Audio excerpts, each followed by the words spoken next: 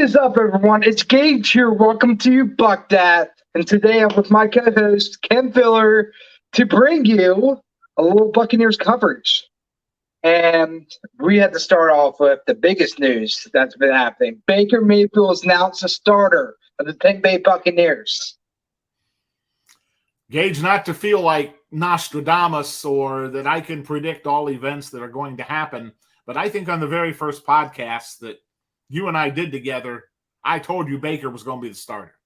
And we talked about that very thing. And we both came to the consensus that with Todd Bowles saying, oh, we're going to have a little competition here and everybody's going to get their fair shot, it was just a smokescreen. Baker was brought in to start. Everybody in that front office knew it all along. They just didn't want to hurt Kyle Trask's feelings. And, we're going to have an open competition. Cream rises to the top. And I felt that Baker was the better quarterback in the two preseason or the one preseason game that I saw him play. Trask had an opportunity in the first game to kind of stay even with Baker because in practice everything had been pretty even, but he was not good. Threw an interception on one of his first drives in that first preseason game, finished 6 of 10, was sacked 3 times, and then everybody wants to use, the offensive line was second and third stringers, and that's why Trask got sacked. Bullshit. He was playing behind the same line that Baker Mayfield played behind because Bowles didn't pull any of those guys till well into the third quarter. So to use that as an excuse for Trask's inability to perform a little bit better is nonsense. Okay? Trask just wasn't as good as Mayfield, and Baker's the guy, so we're going to ride with him this season. And while we're on that topic, just real quick, one thing that drives me crazy, there are people in this Buccaneer fan base that are rooting for Baker Mayfield to fail. They are rooting for him to lose games. They are rooting for him to have a horrible season so they can get their golden child, Kyle Trask, in at quarterback. What kind of fan are you? What kind of fan? They're thinking it's just for the player, but they didn't realize they're cheering against their own team. Because if Baker Mayfield fails, the team fails. So it's not just the player. You're just cheering against your team, and that is not a true fan. No matter, I'm going to tell you guys right now, even if Kyle Trask is a starter, I wouldn't cheer for him to suck. Because you know what? I want the Bucs to do good. So whoever the quarterback is, you hope for them to do good, and the team will do well. You know what I mean? It's those fans I don't pay attention to, and I don't really consider them fans because they're going against their own team. So, I don't really consider them fans, not true fans at least. Absolutely not. So I'm excited about what Baker's going to bring to the team. I'm excited to see the starters play the first half on Saturday against a pretty good team, the Baltimore Ravens, and can't wait for September 10th against Minnesota. I think it's going to be a good season. Oh, hell yeah. I am pumped for the Minnesota game. I grew up a Vikings fan until I moved to Tampa about 2 years ago. And, I have a lot of family that are Vikings fans, so it's going to be a pretty exciting game. Are you going to be wearing one of those jerseys that's half Buccaneers, half Vikings? Hell no.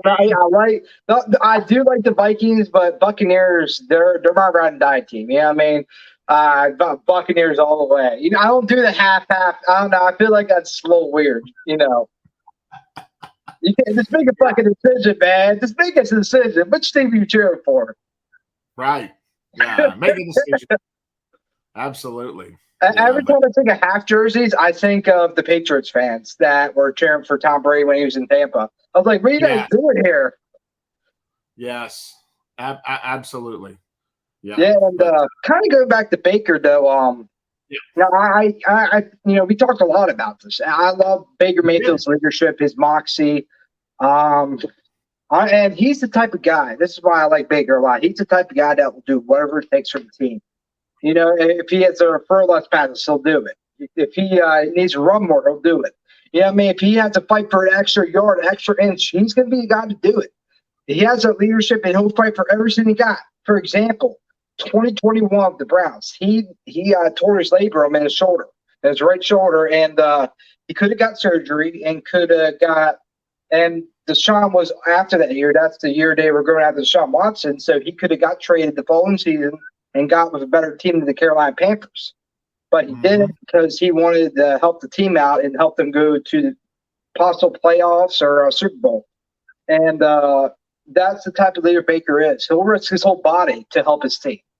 And that's why I like Baker so much. That's what makes a leader. He'll do whatever it takes for the team. Right. And in his press conference, they talked to him the day that it was announced that he had won the starting competition. He said, this is only the beginning. I've still got a lot of work to do, and we still have a lot of work to do. And I like that because that tells me that he is not satisfied with just being named the starting quarterback. He wants to win, and he wants to take this team as far as he can take it. Deep playoff run. I mean, who knows how it's going to go, but Baker's committed. He's bought in, and you can tell he wants it badly. And with the team he has, Mike Evans, Chris Godwin, Gage is not out for the season, but we got a rookie coming in that's doing really good in the preseason, had a couple of touchdowns.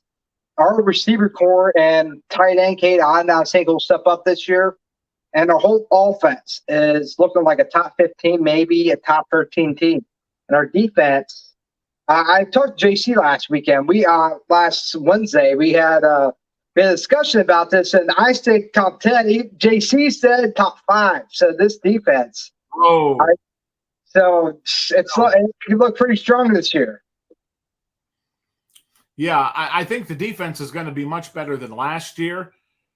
Just from the simple fact, number one, that I think Bowles has a lot more confidence in Dave Canales than Byron Leftwich when it comes to running the offense. And that's going to free Bowles up, and he's going to feel that, okay, I can spend more time with the defense because I know Dave's taking care of the offense. So just from that standpoint, I think the defense will be better.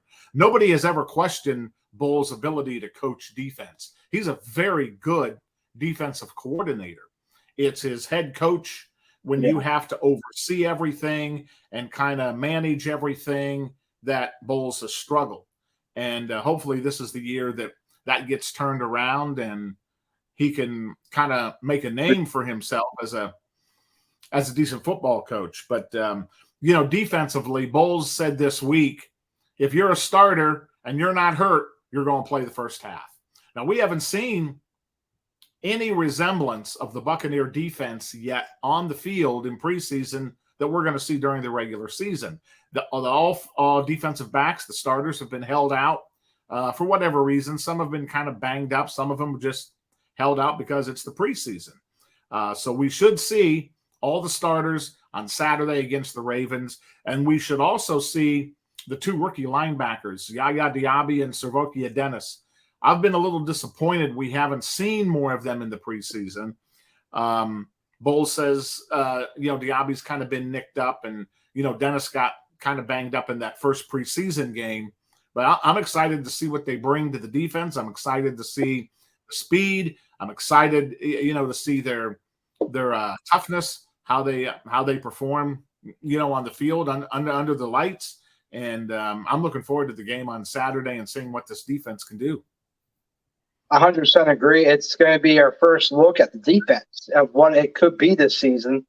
And it's going against a tough team. The Ravens just lost their first game in 27 straight wins. So this is a team that has a lot of depth, and we're going to have this is a good first look at our defense. So I'm really excited. But also, I want to give some props to Kyle Trask. Last week, he went against the Jets, had a really good game, over 100 yards and 1 touchdown, and I believe no picks either. So he did really well. I think he's going to be an ideal backup for Baker Mayfield.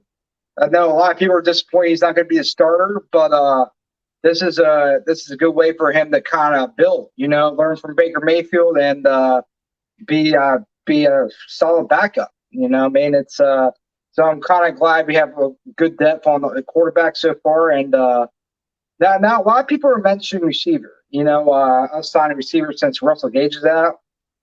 I don't think it's going to happen. I think Trey Palmer is going to I think he's going to take over Gage's spot, because you look at the cap. We're $600K. We only have $600K. We only have $1 million. So I don't think a receiver is in the works. No, I don't either. I think let's ride with Trey Palmer. Now, if he's proven, second, third, fourth game of the season that he's not up for the role, then by all means, let's explore some options. But I think with, Trey Palmer, Raheem Jarrett, another young receiver, has had a very good camp, had very good couple preseason games. He's coming on. So after Evans and Godwin, you've got Trey Palmer, Raheem Jarrett. Don't forget David Moore. Now, Moore hasn't played a lot since I believe 2020 was the last time he had extended playing time. So he may be one of those guys that's on the bubble as far as making this team. And then you have Devin Tompkins and Kaylon Geiger, Yep. who's it seems like they've been with this team forever because we've heard their names a lot, especially during the preseason and off and on the practice squad when guys have gotten hurt. But I think one of those guys will make the team, and then Cade Warner. So I think Tompkins and Warner and Geiger, two of those three are probably fighting for the final wide receiver spot on the roster behind, the big four, the big five, if you will, of Evans, Godwin, Palmer, Jarrett, and David Moore. Yeah, I think Warner, I think he's most likely a practice squad member. He just hasn't really gotten too many looks. And he's a development player, so he's going to be on the practice squad, would be my opinion. And Geiger, I think he's right between maybe making the last spot or being a practice squad member. So we'll have to see how he does. This last preseason game is really going to tell where he's going to go. But what was that? You mentioned those three players: Jarrett, Trey Palmer, and I believe it was Sean Tucker. Well, the running back, Sean Tucker. We had talked about him middle of the summer. He was one of my rookies that I was keeping an eye on. I thought that he was really going to surprise a lot of people once he was healthy, once he got a chance to show what he could do, and he has 7 carries, 37 yards against the New York Jets. Had a long run there in the second quarter to set up some scoring for the Bucs. Keyshawn Vaughn, I think, has virtually played himself off the team. 11 carries in the preseason, minus 4 yards. Now you can say that, well, look at the offensive line. They're not playing. That's always what they deal with. Offensive line. It's like, okay, maybe it's just the player isn't good. Chase Edmonds, Sean Tucker, Patrick Laird, they've all played behind the same offensive line. We just have to realize it and cut to the chase. Keyshawn Vaughn just can't get it done. So your running backs should be Rachaad White, probably Edmonds, and then Sean Tucker. Those will be your big three. Possibly Laird makes the team as a fourth running back if the Bucs want to carry 4. But I think Sean Tucker has done enough already to make this team as a running back. I 100% agree.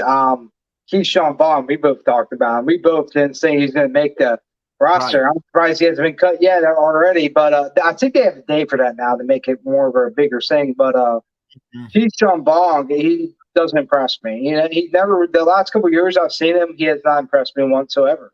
No, and I was like, honestly, I asked myself, why is this guy on the team again? Is he like a depth player?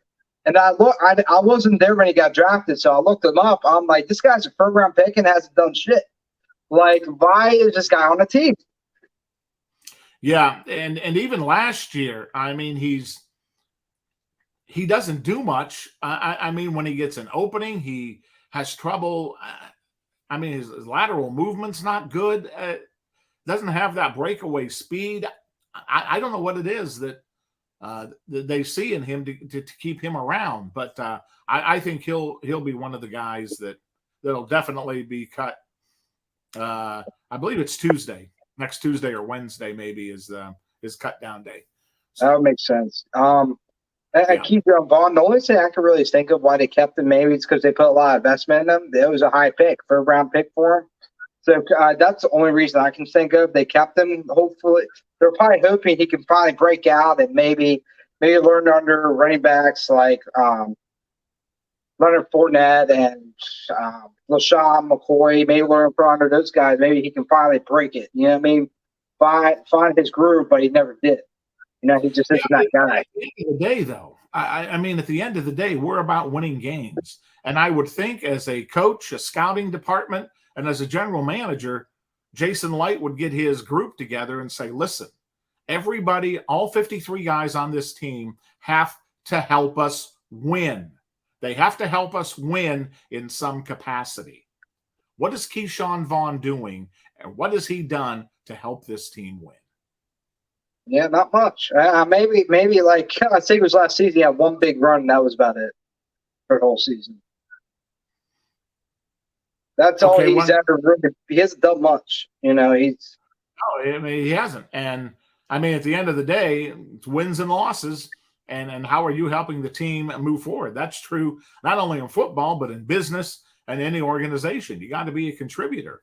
And if you're not contributing, moving the organization forward, they're going to find somebody that is going to help them in that regard. You know, and this is another thing. I would go Sean Tucker over Keyshawn Vaughn. Two reasons. Absolutely. One, Sean Tucker is a better running back than him. He's a rookie. And he's already shown it. Number two is Sean Tucker could be taken. If we put him in the practice squad, there's a team that might try to take him and put them on their roster. So we could lose out on Sean Tucker. So I think Sean Tucker is the guy for the third spot. Yeah, he's got too much talent, I think, to be put on the practice squad and take a chance of losing him. They got to keep him, you know, on the roster. I mean, after all, they don't have a lot invested in him. He was a free agent pickup after the draft. They signed him to a contract. He wasn't drafted, so yeah, you know, the Bucs got him fairly cheap, and if he's going to come in and be a big contributor, that's a win-win for the Buccaneers. And a lot cheaper than Keyshawn Vaughn. Keyshawn Vaughn's probably take a lot of cap right now. So we probably could free up, who knows, a couple $100,000 and have a lot cheaper running back. And our running back room is more solid than it was last season. Yeah. You know, we talked earlier about the offensive line play. And a lot of people, you know, blaming the lack of production at the run game on the offensive line. And that's true. The run game as a whole has not been good. In the preseason, wasn't good last year. Tristan Wirfs has not played. Matt Filer has not played. We don't know about Ryan Jensen, and I'm getting a little concerned about Ryan Jensen and his health. The Bucs just seem to be kicking that can down the road, and maybe he should have had the surgery. I don't know. I can't speak for him. With that surgery, he actually would have ended his career. That's why he never got it. Because with that surgery, he wouldn't play football again. You know, that's why he never got it when he was announced. And Jensen, he's one of those guys that, you know, at this point in his career, he's probably gonna retire after the season. You know, yeah, because I don't think he's gonna be available until week 4. That'd be my guess. Like probably by week 4 or something like that. Yeah.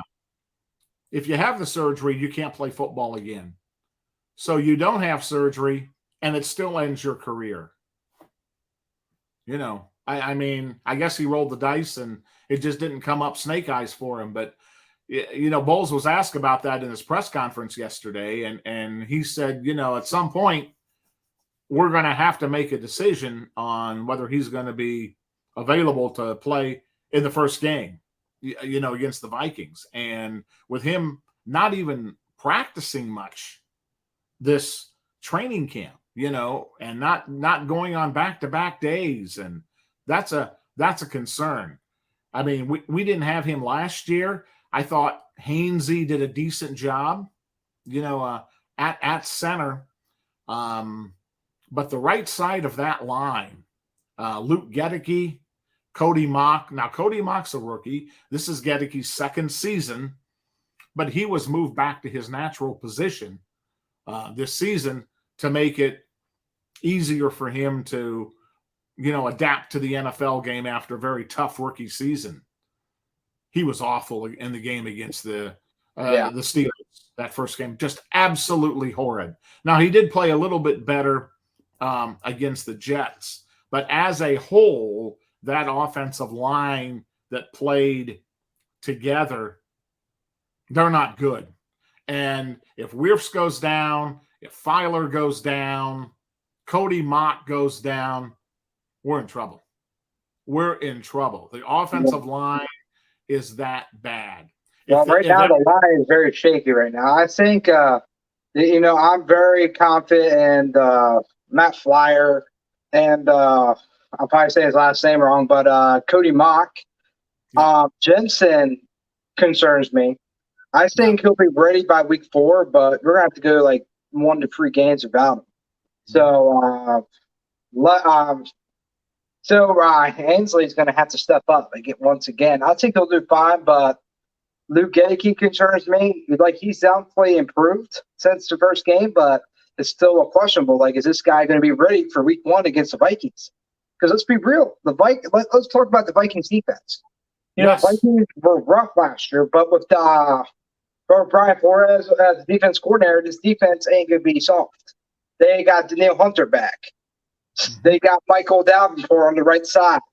They got Hunter Phillips on defensive tackle, longtime Bill. This defense isn't a patty cake defense.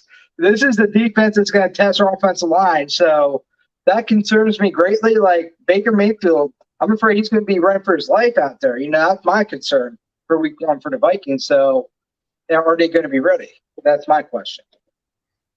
Yeah, I have the same concerns.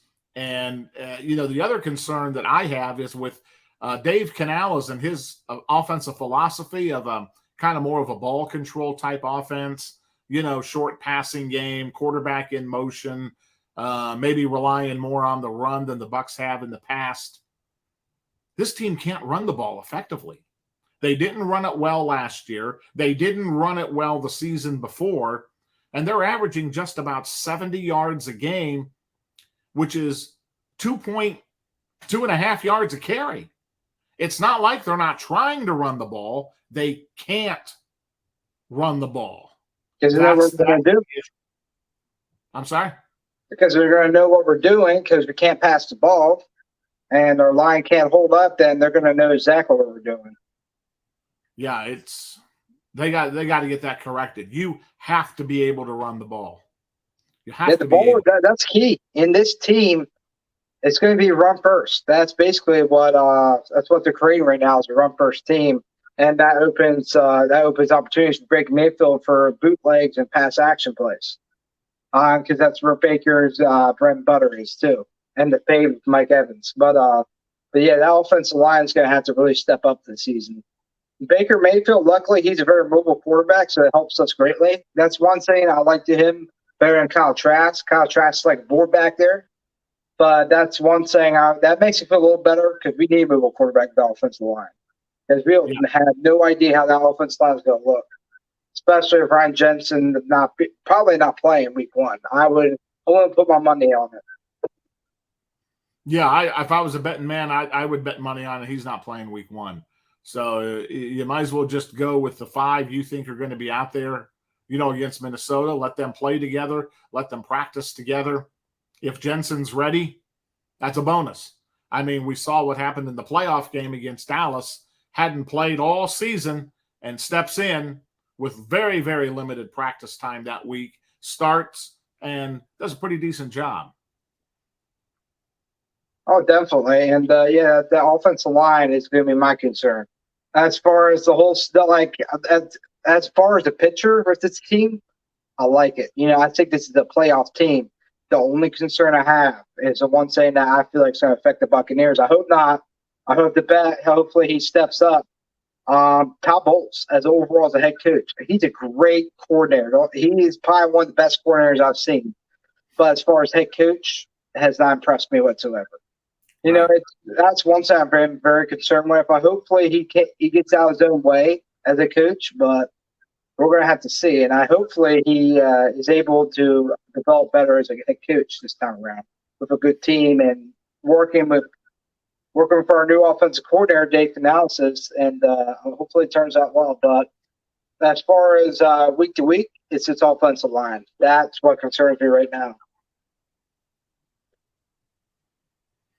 Yeah, there was another Buccaneer that was cut this week.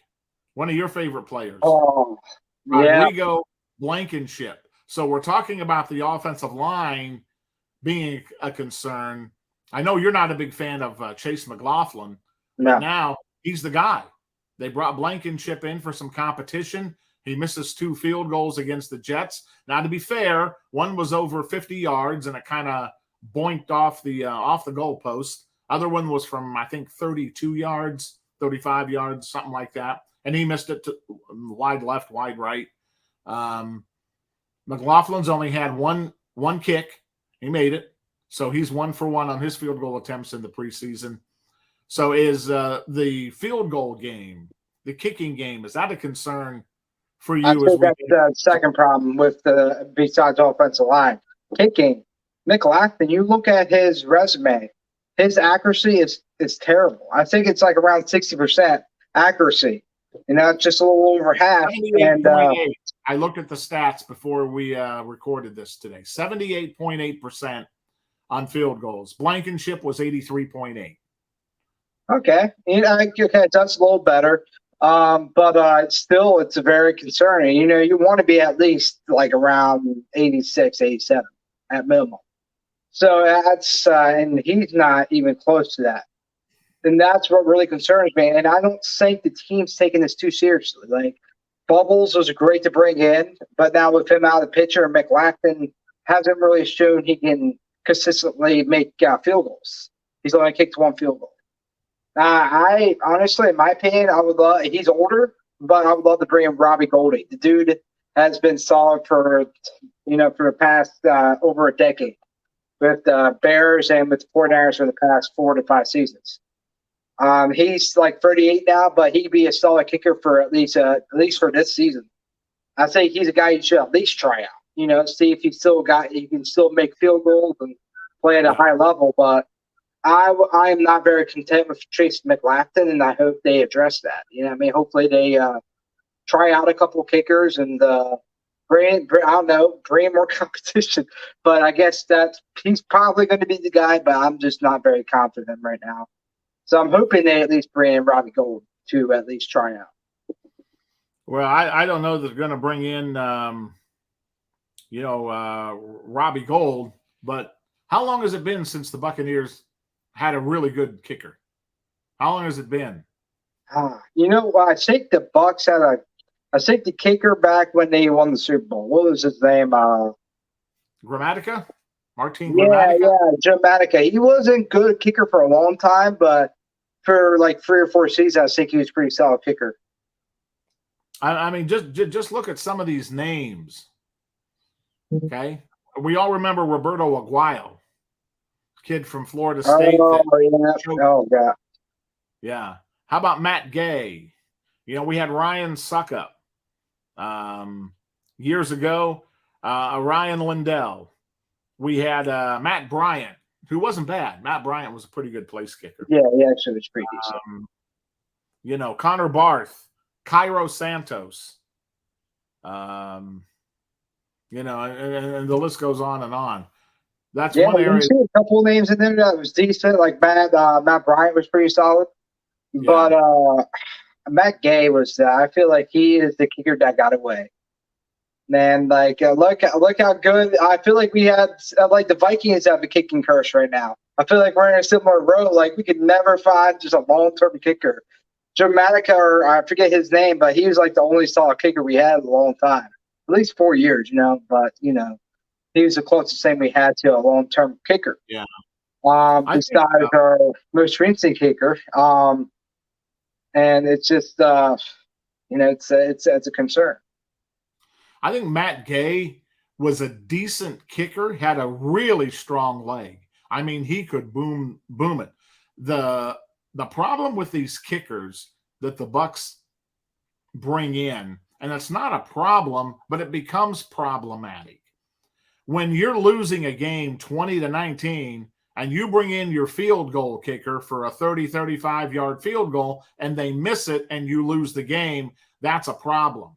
Yeah. If you're winning 30-20 and you bring in your kicker for a 35-yard field goal and he misses, nobody's going to remember that because you win the game 30-20. It's those kicks that have cost the Buccaneers games that have really been magnified. And that's why the Buccaneers seem to have a revolving door at the kicker position, because they haven't been really prolific offensively outside of the one Super Bowl season, with Tom Brady, where they really put a lot of points up. But the kicking game, they've relied on that field goal kicker to get them those extra points when they needed them, and they just haven't delivered. Yeah, and we've never really had a long-term solid kicker. Matt Gay, I wish he would have got. I wish we would have. I don't know, figure something out where he could have started producing a little bit more. Yeah, it's one of those things. So, it reminds me of when the Vikings released Daniel Carlson. He's forget where he's at now, but he's I believe it's with the Raiders. But now he's stuck to the Vikings. He missed 4 straight kicks in one game. Mike Zimmer booed him, and now he's now he's a top kicker. So it reminds me of that exact situation. It's like, man, we let him go too early. Like that guy probably would have been with us if he would have got his accuracy a little better, or maybe it was a placeholder that messed up. We could have fixed it. He could have been a kicker for like the next 10 to 15 years, maybe. But now I feel like it's almost like a kicking curse. We can't find a long-term kicker. Maybe 3 or 4 years, but nothing past that. Yeah, that's kind of a good way to put it, and that's kind of the way Buccaneer fans feel when it comes to the kicking position. You just can't find the guy that's going to be consistent enough to have some longevity. I mean, we thought Roberto Aguayo was the guy. He's a second-round pick. He won the Lou Groza Award in college as the best kicker in college. I mean, at Florida State, he missed maybe 1 or 2 field goals in his career. In 4 years at Florida State, that's how accurate he was. It just goes to show you the NFL is a totally, totally different game. Totally different. And the pressure. More pressure in the pro game than there is in the college game in certain aspects. And a lot of guys, they just don't handle that pressure very well. Yeah, let's go back. It's a little off subject to kicking, but talking about college transition between college and NFL. Let's talk about one of the greatest quarterbacks that Texas A&M ever had. That is Johnny Manziel. This guy came in breaking records, looking solid. Called him Johnny Football. Even had his own commercials as a rookie. This guy looked like the next top quarterback, like a Drew Brees or one of those guys, future Hall of Famer. And this guy came in. One thing that told me though was when he did the money sign. When he came out of the draft, he's doing like this. Yeah, give me all that money. And that's it's not college, man. You can't just you gotta have a little bit more than just talent. You gotta have the mindset. And that's that comes the difference between the NFL and college, because it's a mental game. And that's Johnny Manziel was looked at as a top prospect, and he didn't make it. Yeah. Well, those the only other guy right now that comes to mind that is close to Johnny Manziel was Jamarcus Russell. I don't know if you remember Jamarcus Russell, but he was I remember reading about him. Yeah, he was pretty rough. One pick of the Raiders, I believe 2007. Great college quarterback at LSU. Top team, put up some gaudy numbers, and he went to the NFL and just didn't want to work, didn't want to put in the work, didn't want to study film, didn't put an effort in practice. He stunk, obviously, as an NFL quarterback, was absolutely horrid, and he may have lasted all of 2 years total in the NFL.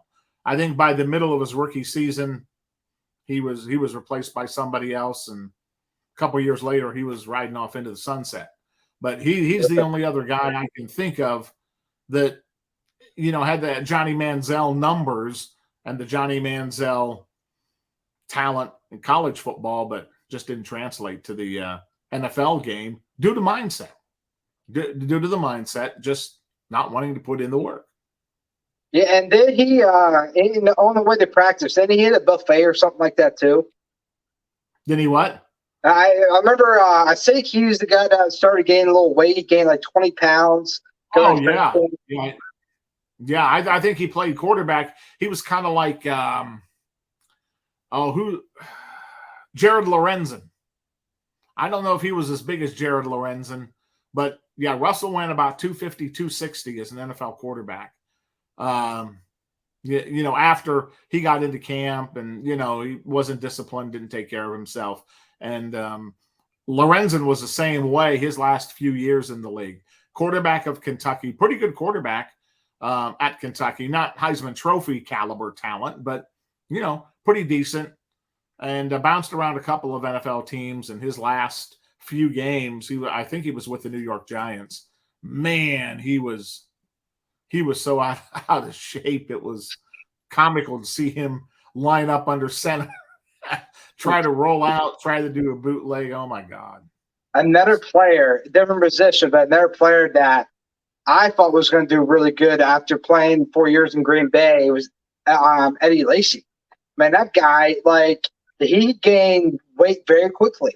He was always a big guy, but, it was like he put on 20 or 30 pounds. I remember that Pete Carroll even said that he was going to have to lose some weight if he was going to make the team, and he ended up getting cut. So it was.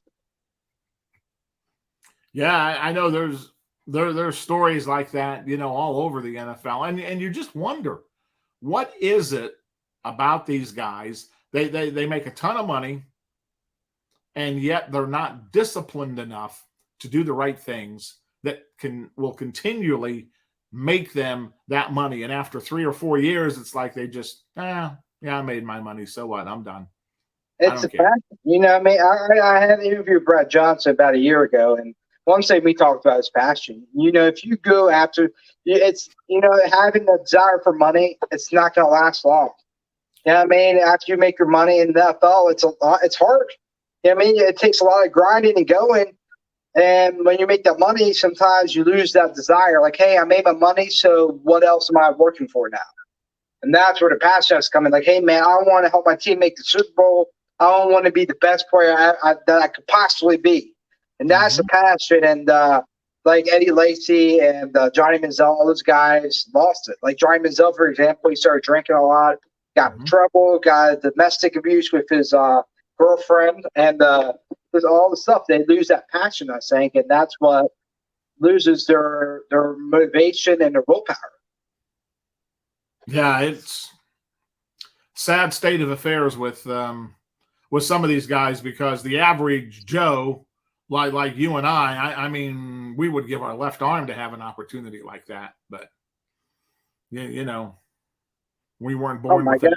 Hey, I could lose 20 pounds if I was getting paid a couple million. You better right. I could, I could fast for a week and lose 15 pounds. You know what I mean? Like, I'd be willing to lose 20 pounds to be at that state. You know what I mean? Like, I'm making $1 million, man. I'm going to be grinding, especially playing a sport I love. Now that's opportunity most people would that would take their arm off for. Yeah, absolutely. Yeah. But yeah, it's unfortunate, Yeah. Some people don't realize what they have until it's gone. Mm-hmm. Yeah. But to kind of finish things up, what are in this preseason, upcoming Saturday with the Ravens? What are 2 key things that are to watch for? I think I want to see the defense play well. We haven't seen the defense on the field yet together as a unit this preseason, and they need some playing time. The first 3 to 4 weeks of the season, if you're a gambler, it's a crapshoot as to what teams will win and what teams will lose. Favorites don't always win, underdogs win, and that's because the teams haven't played together. Everybody's afraid to play these guys in preseason because they don't want them getting hurt and they don't want them out for the season, with a serious injury. I want to see the defense play well. I want to see Yaya Diaby and Savokia Dennis bring it. I want to see how they fit into that linebacking group. And the second thing I want to see is I want to see some improved play from the offensive line. I want to see that running game get going. That's going to be so critical to, the offensive philosophy of Dave Canales. And long term, it's going to be very critical for us to run the ball to win some games. You got to be able to run the clock late in games, when you have a lead.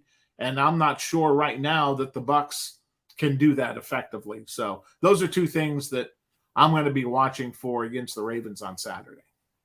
And I'm going to add two more things. One is the quarterback. Obviously, you know who the starter is, Baker Mayfield, but I'm going to be really watching to see the chemistry between Mike Evans, Chris Godwin, the whole offense. I want to see it march down the field, and I want to see how the offense plays overall, because that's going to be important week one. Because we already kind of fell behind because we were fighting to see who the starter was. I felt like they kind of held them back a little bit. So I'm really anxious to see how they do as a unit. And number two is the kicker. Chase McLaughlin, he's the guy I want to see him as many opportunities as possible. So that's one player I'm going to be looking at. It's very important. Yeah, and I agree with what you said about the offense and the continuity and working together. They've got a new quarterback, a new offensive system, and in the third preseason game, it is the first time in a game situation that your number one offensive unit is working together as a group. So we may see a few bumps on Saturday, some miscues, some communication issues, and hopefully that doesn't carry over into the season. They're going to have a lot of practice time between now and the opener against Minnesota on September 10th. So the game against the Ravens is just going to be really the first opportunity in a game situation for them to play together, and then they'll do the practice time, and then hopefully they can iron out whatever issues they have from a continuity and communication standpoint and be ready to go against the Vikings. Yeah, really what this is, my brother mentioned one time when we were watching preseason, this is a glorified practice. And this is a great opportunity for them to get a little practice in for week one. Have that unit on, and I'm really glad Todd Bowles made that decision because the starters need to play, man. They need to get they need to get that groove of each other and get that trust in each other. And I think they're going to do phenomenal. Like even off the field, Baker Mayfield and Tristan Wirfs are going to dinner. They're hanging out. He's hanging out all the offensive line. So I think these guys are going to actually do really well. Maybe they're not going to be like he's not going to be throwing for 300 yards week one, but I think they'll be decent enough to get the win. Because Vikings are still building their defense. They're still getting that chemistry, so we'll be able to hit their weak points. Yeah, I would agree with that. I think right now that Buccaneers and Vikings game, for me, it's a toss-up. I think it could go either way. First game of the season, you don't know which Vikings team is going to show up. If this was week 8 or week 9, would have a pretty good idea, of who's going to win, who's going to lose. But because it's the first game of the season, and you just never know how things are going to go. I mean, I've been in a knockout pool with my brother the last 3 years, and the last 2 seasons I've got knocked out week 1. And week 1, both of those losses were because the overwhelming favorite lost. They just had a horrible game. They hadn't played much together in preseason and weren't ready for week 1. Now, the team ended up having a good season, but cost me some money and knocked me out of the pool week 1. Yeah, and week 1's one of those things. You got a whole new team, new coaching staff members, so you don't know how the team's going to look. Yeah. So we'll see week 1. I'm going out for that game. Vikings, hell yeah, man. That's going to be exciting. First game of the season, that's going to be a hell of a game. So I'm pretty pumped for it. But thanks for coming on today. And I hope you guys enjoyed this video. Like and subscribe. And